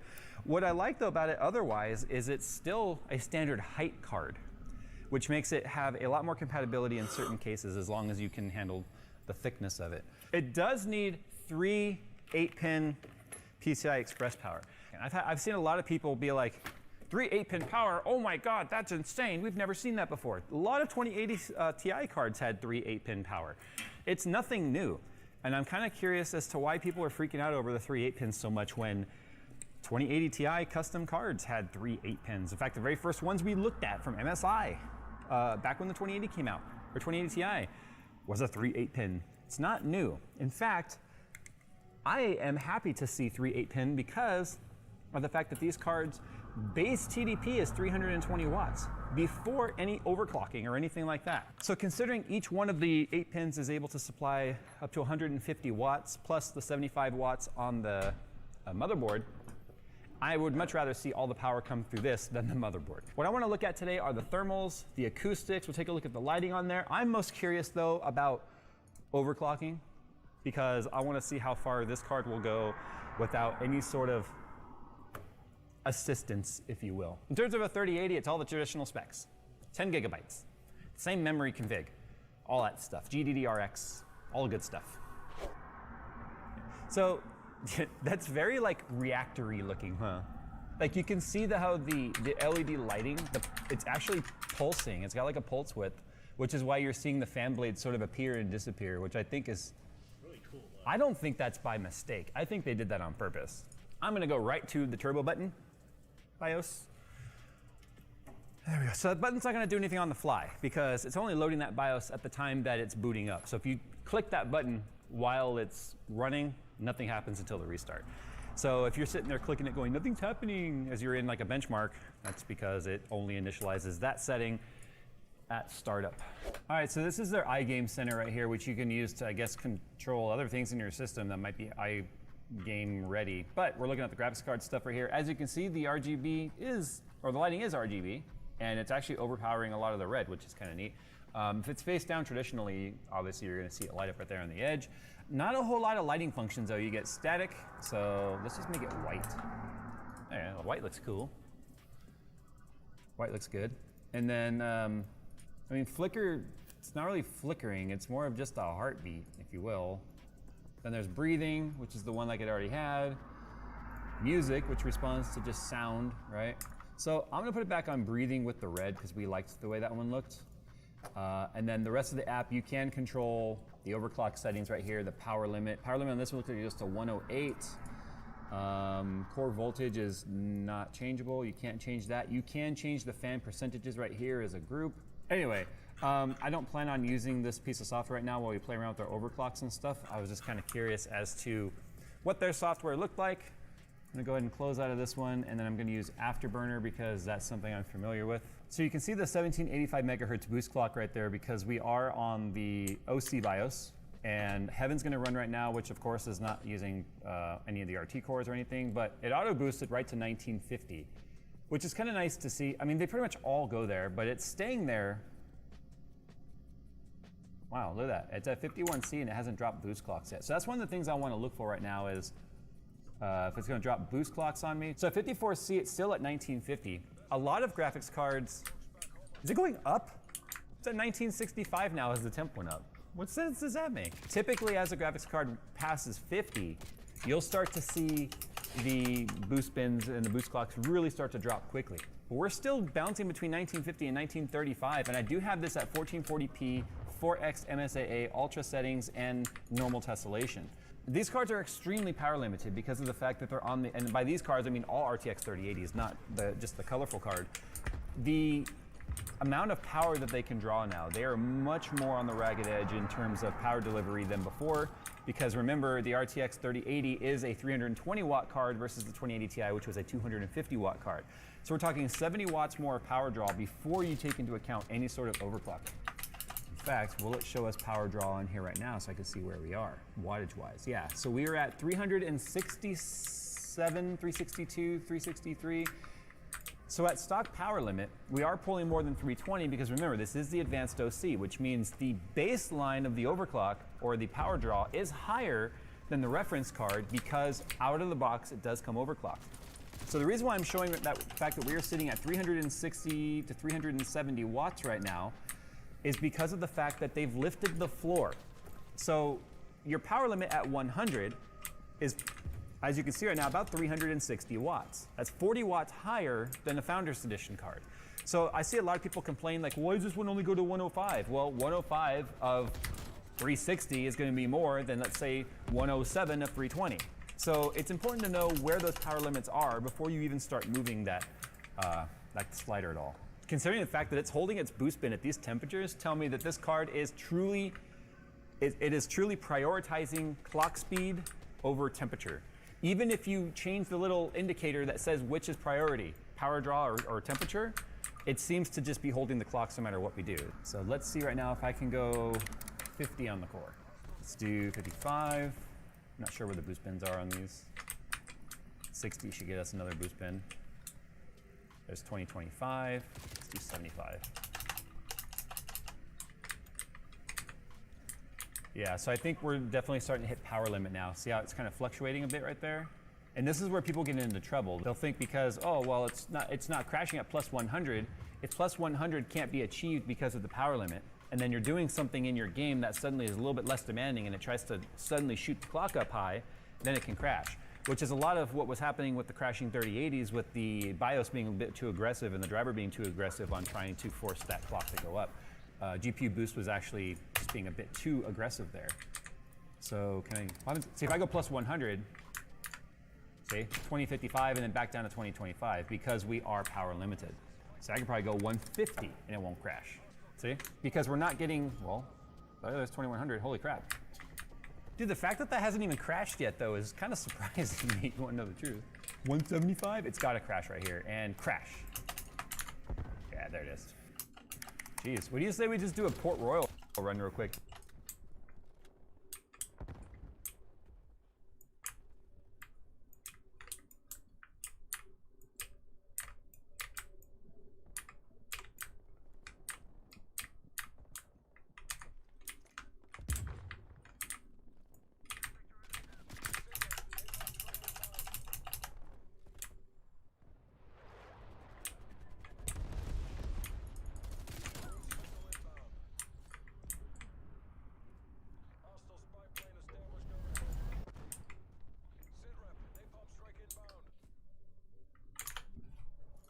To see what we get out of it.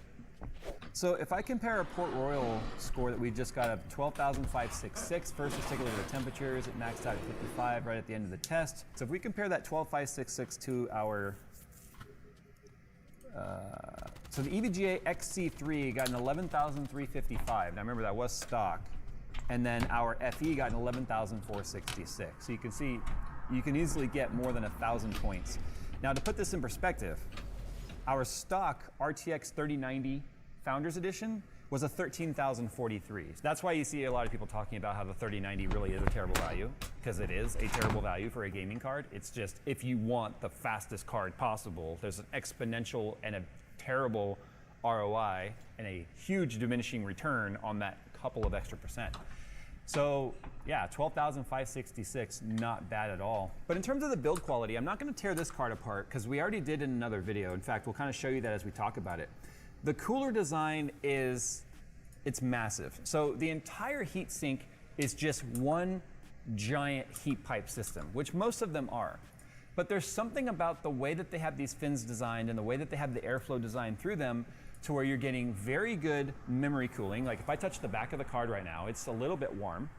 But what that tells me is that the actual memory heat pads that are on the back are touching the back plate here, which is turning it into a giant heat spreader for the memory. GDDR6X is extremely hot. And as such, keeping it cool is very important. The cooling plate on the cooler does also touch all of the RAMs. It clearly touches all of the MOSFETs. And the way it comes apart is this really interesting sort of a clamshell, where you've got to take off some screws on the face, some screws on the back. The back plate comes off independently, but the way it tightens up and clamshells together gives you really good contact on all of the parts when it comes to cooling. And then the triple fan design, even running at full speed right now, I don't think sounds terrible. I don't think it's really all that intrusive. Remember, this is 100%. So if I go ahead and take this and crank it down to, let's say, something a little bit more manageable for gaming, let's say about 60. Okay, so here's 60%. Like, my mic literally has to be within an inch of it for you to hear it. But there you go. They do have 3090s as well, but the 3080 card from iGame or Colorful definitely seems like a card that if you can get past its very, I want to say anime appearance, it's got a very Gundam look about it, I think. If you can get past that and you don't think that's ugly, and the way that you would be looking at it horizontal doesn't bother you, or if you're one of those people that's just like, I want one of the best cards that I can get my hands on, or right now, I think people with 3080, any card they can get their hands on. If you have the opportunity to check out the Advanced OC from iGame, it's definitely worth checking out. It's one of the fastest 3080s that we've had in here so far. And again, it has 6 SP caps. So I don't know, I'm tempted to take that backplate off to see if they changed that at all, because we know the other ones did, but I don't want to take it apart because it was kind of a pain in the butt, to be honest. It did not come apart easy. But anyway, there you go, guys. What do you guys think of the design of this? I think it's definitely a conversation. I forgot it wasn't mounted down. It's definitely a conversation piece in terms of the way it looks. I think this was a design that initially I thought I was going to hate it, but the more we played with it and looked at it and handled it and realized just how beefy and robust and the way it's built, the more I liked it. So there you go, guys. Sound off in the comments below. The Advanced OC from iGame. Check it out in the comments now, or the description. And yeah, I'm curious what you guys think about it. Thanks for watching, and we'll see you in the next one. On September 17th, 2020 claimed yet another victim.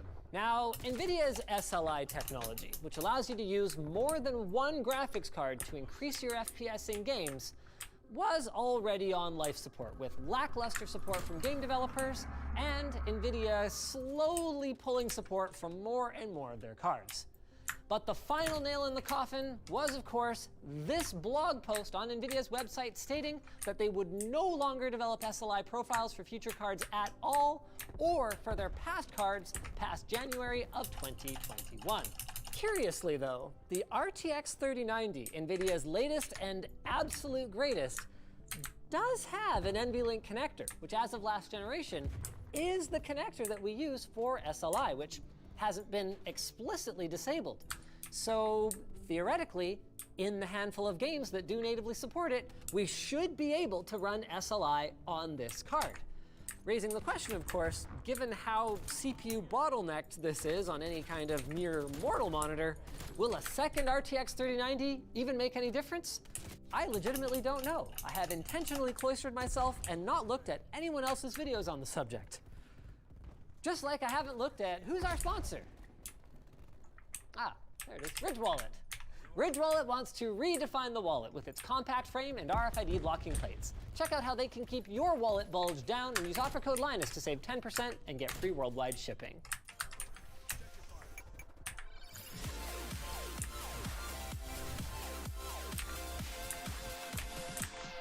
As much as I would have loved to throw two of NVIDIA's Chungus Founders Edition RTX 3090s in here and see just how well this through card blowy thing works when you've got two of them stacked on top of each other, I wasn't able to get another one of those.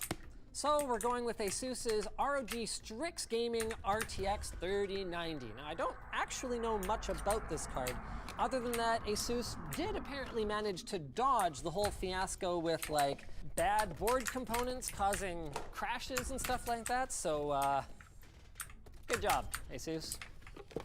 You done good. Oh, She's a heavy boy for sure. So we've got a 3-fan configuration with counterflow, so that's that this one is spinning clockwise, the others are spinning counterclockwise, something turbulence. We actually do, oh, that's interesting. We do have a little bit of through the card blowiness here, sort of. It's a much more traditionally shaped PCB, but the cooler actually extends for that looks like a good couple of inches past the edge of the card. Now you might have noticed I didn't take the plastic peels off this one. That's because this one's gotta go back to ASUS. Funny story, they were like, hey, be real careful with that one because it's literally the only one we have and we have to do some stuff with it. You know the product is in shortage when even the manufacturer does not have any. Fun fact about our system configuration here, the MSI Z490 Godlike was literally the only motherboard in our studio that was capable of handling this configuration. Not because we didn't have any other boards with 4-slot spacing, which is what we need at least in order to have any room for the top card to breathe, but because it was the only Intel-based one that had that. And trust me, I love Ryzen as much as anyone does at this point, but if you're running 2 RTX 3090s, you are going to need the fastest possible gaming CPU, which, for now anyway, is the 10900K. This is freaking nuts. Like, look at this. The whole bottom of the case is full of graphics. I love that these fans are going to be blowing right into this bottom card. This one, good shape for cooling. This one, Luke Rockhold, I guess he wants to come back early summer, late summer? To middleweight. He said he's not going to say for sure, but most likely middleweight. Oh, you're doing middleweight, bro. Yeah. No, I'm going to solve this for you. You're doing middleweight. Best body and best face in MMA. Yeah, I hope he figures out and goes to middleweight and finds that passion again. Him versus Darren Till would be fantastic. Vittori would be fun. Yeah, both fun fights. Winner of that should, but here's my thing. Luke should fight the loser of that because winner of that should get a title shot. Darren Till or Marvin Vittori should get a title fight. That's what I think. True that. Glad Luke's doing the goddamn thing, though. I love Luke. And apparently him and Michael Bisping, they were at the same gym, and they're cool now. Oh, yeah, they definitely hate each other for a while, huh? For a while, yeah. They're at Ruka Gym. There you go. I'll show you this real quick.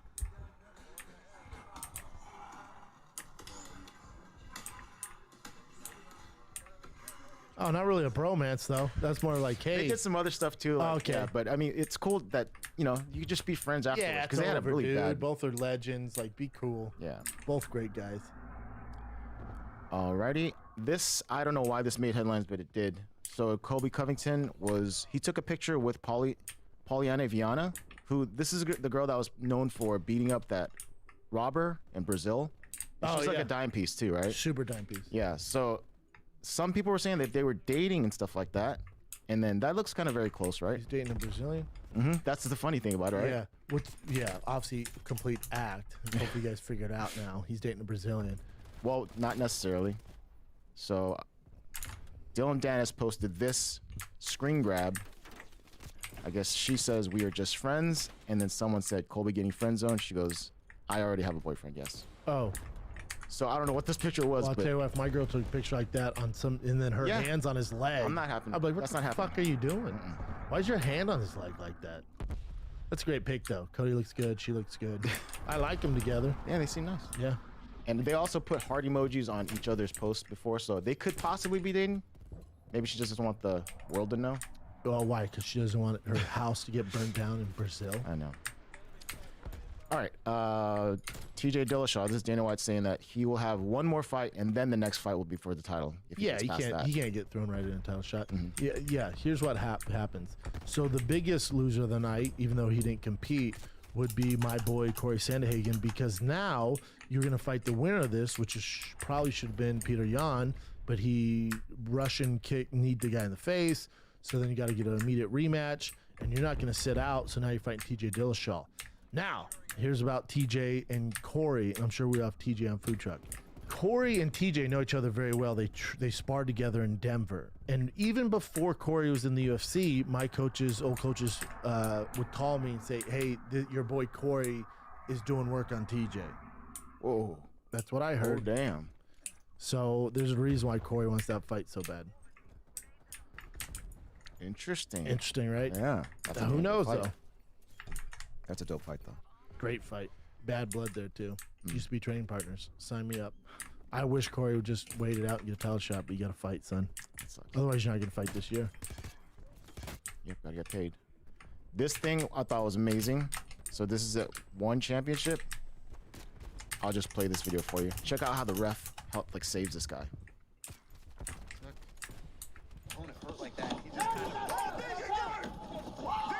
Oh, tight move.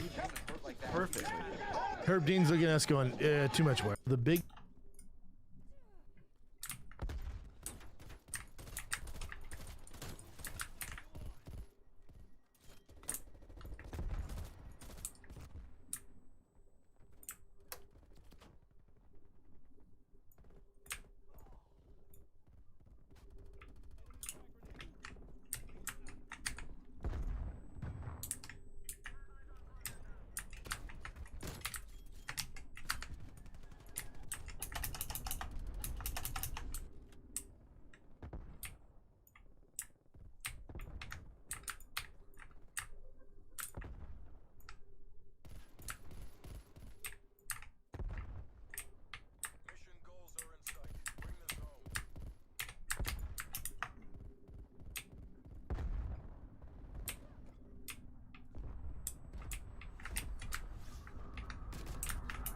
Te-am văzut camuflajul că sunt morți, mă.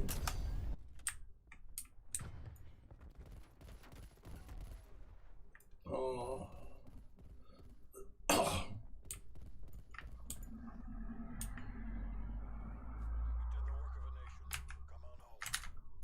Biggest loser of the night, even though he didn't compete, would be my boy Corey Sandhagen, because now you're going to fight the winner of this, which is probably should have been Peter Yan, but he Russian kick kneed the guy in the face, so then you got to get an immediate rematch, and you're not going to sit out, so now you're fighting TJ Dillashaw. Now, here's about TJ and Corey, and I'm sure we have TJ on food truck.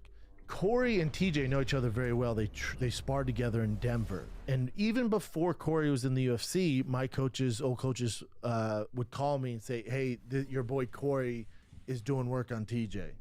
Whoa. That's what I heard. Oh, damn.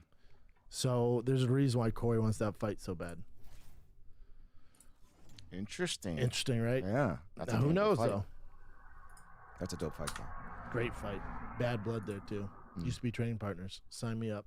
I wish Corey would just wait it out and get a title shot, but you got to fight, son. That sucks. Otherwise, you're not going to fight this year. Yep, gotta get paid. This thing I thought was amazing. So this is at one championship. I'll just play this video for you. Check out how the ref helped like saves this guy. Sec. Opponent hurt like that. He just kind of. Oh, tight move. Perfect. Herb Dean's looking at us going, too much work. That was a crazy elbow knockout too. Look at how he take. Look, he's like, no, sir. What a great job by the ref, man. The UFC refs are watching this like, just too risky, man. We'd rather see him eat the shots.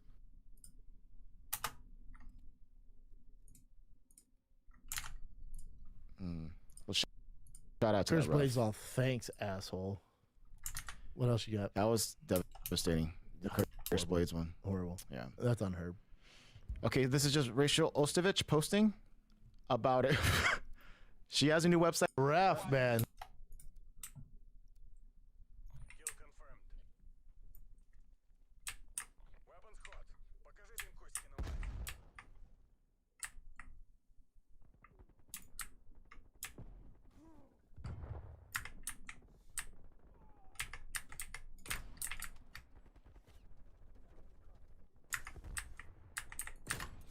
Oh, ce-ai făcut?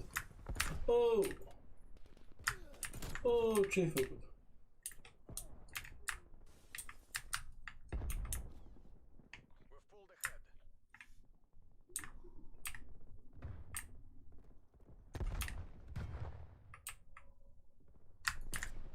Oh!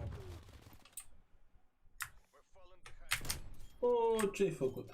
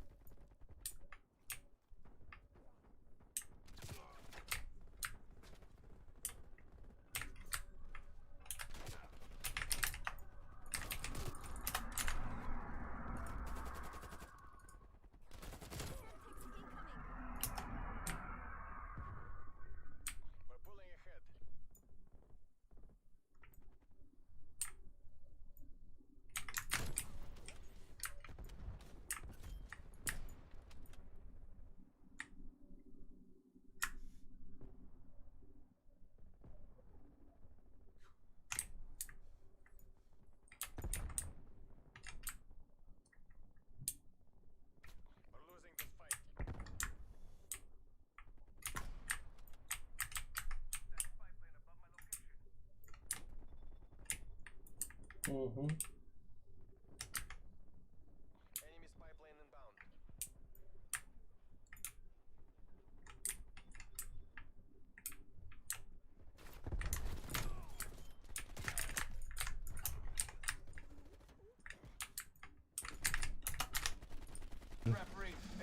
The UFC refs are watching this like, just too risky, man.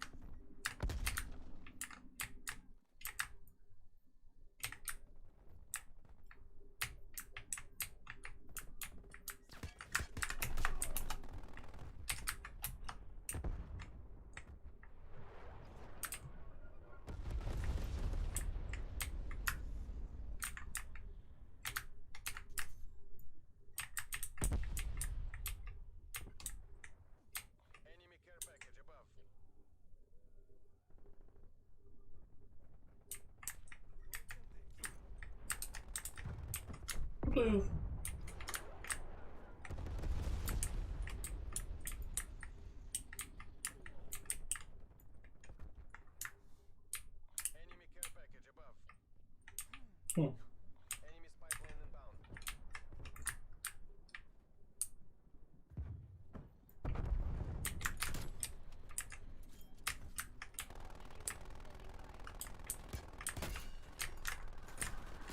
No!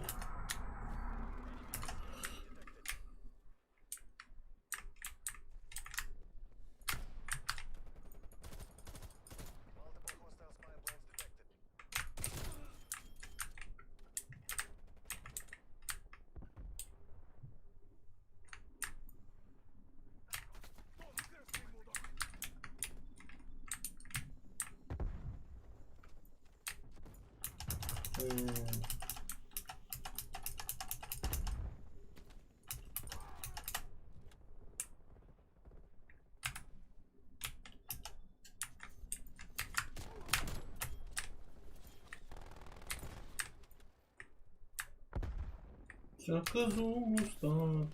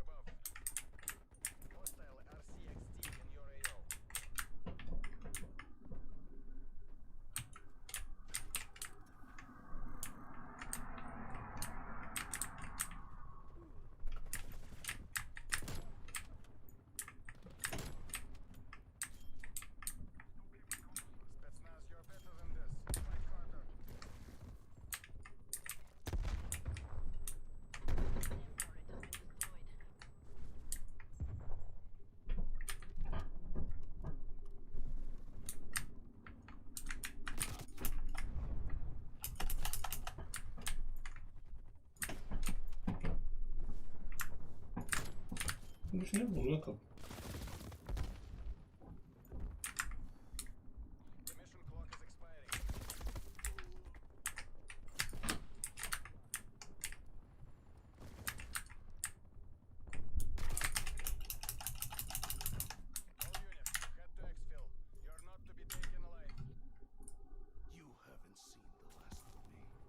What?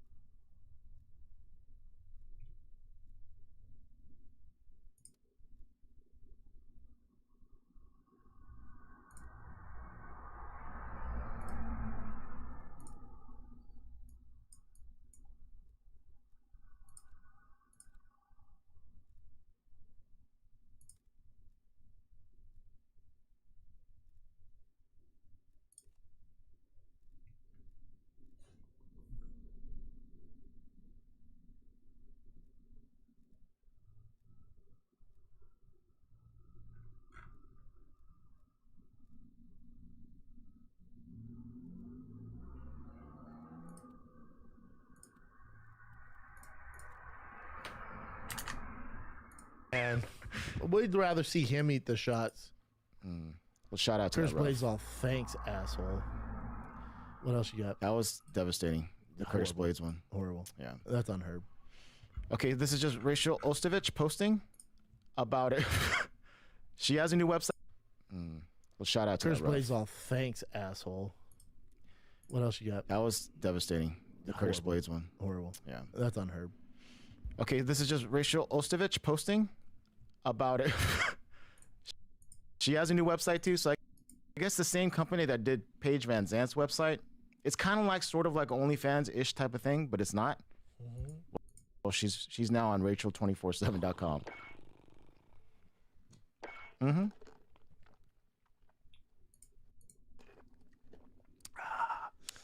All right, what else you got, Chin? Ref, man.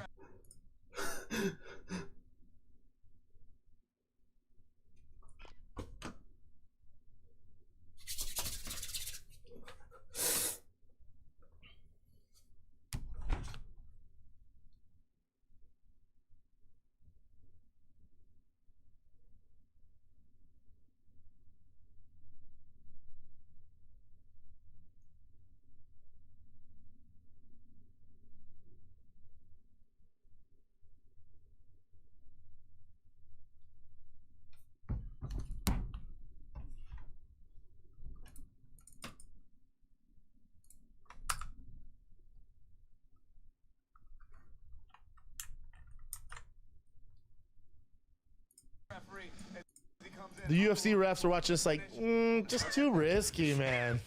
We'd rather see him eat the shots. Well, shout out to Curtis that ref. Blades all thanks, asshole. What else you got? That was devastating. The Curtis Horrible. Blades one. Horrible. Yeah. That's unheard. Okay, this is just Rachel Ostovich posting about it. She has a new website too, so I guess the same company that did Paige Van Zant's website. It's kind of like sort of like OnlyFans-ish type of thing, but it's not. Well, she's now on Rachel247.com.